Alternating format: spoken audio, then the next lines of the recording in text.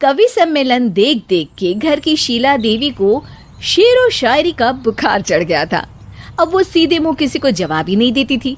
उनके पति और उनका बेटा तो काम करने घर से बाहर चले जाते थे और उनकी शायरी झेलनी पड़ती थी बहू रेणु को।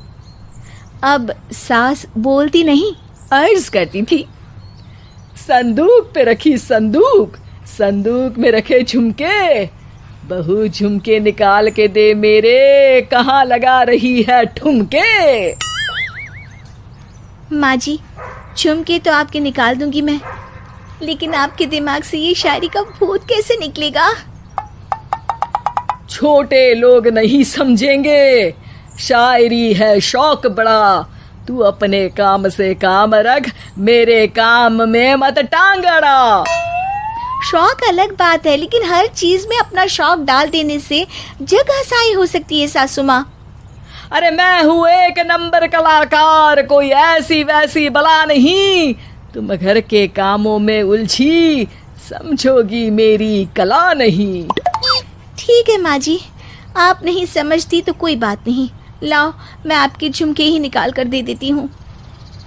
बहू सास के झुमके निकाल कर देती है और वहाँ से चली जाती है। शाम को बहू अपने पति से शिकायत करती है, सुनिए जी, आप माँ को कुछ समझाते क्यों नहीं? अरे क्या समझाना है माँ को? अरे अपनी शायरी थोड़ी कम करे ना। अरे तुमको उनकी शायरी से क्या दिक्कत है? अरे मुझे नहीं, पर पड़ोस में सब लोग हंसते हैं, कहते हैं बुढ़ापे में लोग सठिया जाते हैं, लेकिन शीला जी तो शायर हो गई हैं। अरे लोगों का काम है कहना, लोगों की बातों का क्या टेंशन लेना। अरे वाह, मैंने भी शेर कह दिया, वाह वाह वाह वाह। देख लो, तुमसे किसी ने कहा नहीं और तुम्हारे सामने कोई माँ की बुराई नहीं करता तो तुमको फर्क नहीं पड़ रहा। अरे तुम खामखा की बात का बतंगड़ बना रही हो। चलो चाय बना कर ले आओ मेरे लिए, साथ पियेंगे, कोई ढंग की बातें करेंगे। रेणु चाय बनाने लगती है। पहले वो अपने पति को चाय देती है, फिर सास को और आखिर में अपने ससुर को। लेकिन वो देखती है कि ससुर जी कुछ परेशान से हैं। क्या हुआ ससुर जी, कोई बात हो गई है क्या? अरे तेरी सास बात बात पे शायरी करती है। कल मैंने पूछा कि खाना खाया तो तेरी सास ने क्या जवाब दिया पता है? अरे गलती की और आरोपी ने कोड़े खा लिए फटाफट, खाना तो नहीं पर पकोड़े खा लिए झटाझट। अब बता क्या जवाब दूं इस बात का? वो तो सभी से शायरी में ही बात कर रही हैं, मुझे भी समझ में नहीं आता कि क्या करूं मैं। बेटा उसको उसी की भाषा में जवाब देना पड़ेगा।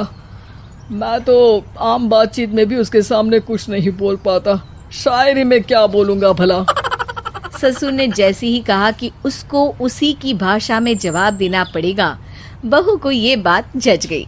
अगले ही दिन वो शायरी की कुछ किताबें लेकर आई और शायरी की प्रैक्टिस करने लगी ताकि सास को उन्हीं की भाषा में जवाब दे सके। उसने दिन रात एक कर दिए। एक दिन सब साथ में बैठकर टीवी देख रहे थे, तभी रेणु सबके लिए बिरयानी बनाकर लाती है, लेकिन सास को बिरयानी भाती नहीं। कौवा करता काऊ काऊ, चिड़िया बोलती ची ची, इतना खराब बिरयानी बनाई है कि मुंह से निकले छी छी। बस इसी मौके का तो बहू को इंतजार था, क्योंकि अब बहू सास को उसी की भाषा में जवाब देने के लिए तैयार थी। माँ जी, हमको अपनी ये बेकार शायरी ना सुनाइए, जैसी भी बनी है बिरयानी चुपचाप खाइए। ससुर जी और रेणु के पति ने रेणु का जवाब सुनते ही जोर से ताली बजाई और सास ने जब रेणु का शायराना जवाब सुना तो उनके गले में बिरयानी अटक गई। बहू ने एक और शायरी का तीर छोड़ा। शायरी में बहू के सामने सास हो जाएगी ढेर, क्योंकि सास मारेंगी एक शेर तो बहू मारेगी 1.25 शेर। सास को छोड़ के सब वाह वाह करने लगते हैं। आज पहली बार सास को नहले पे दहला मिला था और रेणु ने सास का मुंह चुप करा दिया था।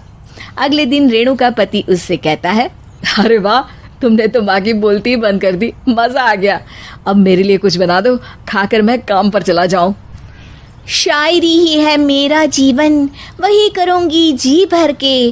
नौकरानी रख लो कोई, काम नहीं करूँगी मैं घर के। अरे तुम क्या माँ जैसी हरकतें करने लगी, सीधे सीधे बात करो ना। हो गई कल शायरी, रोज थोड़ी ना करोगी।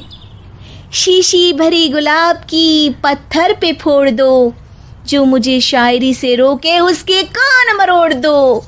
पति घबराकर वहां से चला जाता है और बाहर उसके पिताजी के पास जाकर बैठ जाता है। दोनों अपनी बीवियों की शायरी से परेशान है। ससुर को पछतावा होता है कि क्यों उसने बहू को सास की भाषा में ही जवाब देने का आइडिया दिया। अब तो घर में दो दो शायर हैं। दोनों एक साथ दुखी स्वर में कहते हैं, हम दोनों की ही बीवियां जब से शायर हो गई है, क्या बताएं, जिंदगी एक फटा हुआ टायर हो गई है।